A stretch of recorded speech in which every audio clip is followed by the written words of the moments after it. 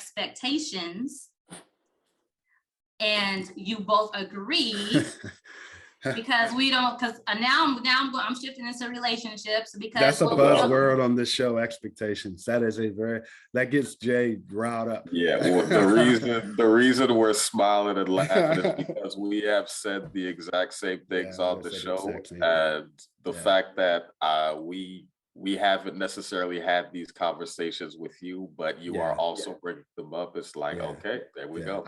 This seems to be an ongoing thing to where expectations are key within relationships, you know. And just being able to communicate that, and maybe your expectations, maybe they're realistic, maybe they're not, maybe it's a fair, whatever. It's two adults decide, you know.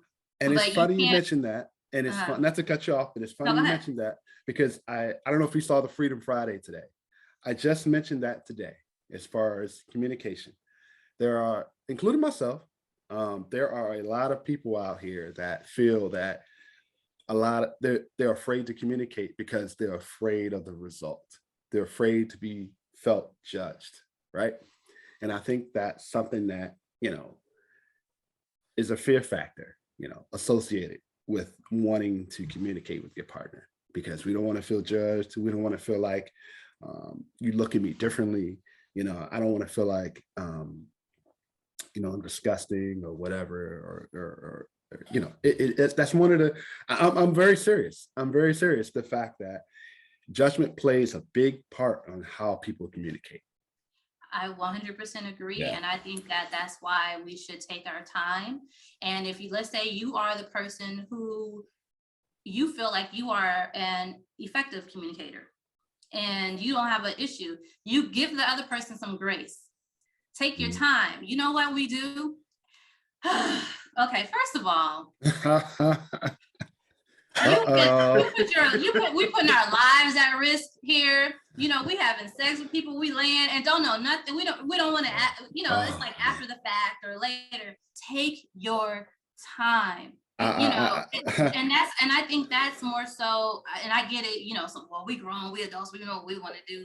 And, you know, no, if you want to be intentional, you know, take your time to get to know someone, but give that person time as well to be able to open up and to build the trust, right? Because you just can't, and no one should be, I mean, not saying no, that you should not be, but you do have to guard your heart, and you have to, because people have different intent, and you don't know, honestly, it takes a while to, there's certain things you just won't find out about people until a month, 2 months, 3 months. We say 6 months here. But even for the rest of your life, you're always, because we're individuals. We're going to grow and change our minds. We evolve and we read and we learn.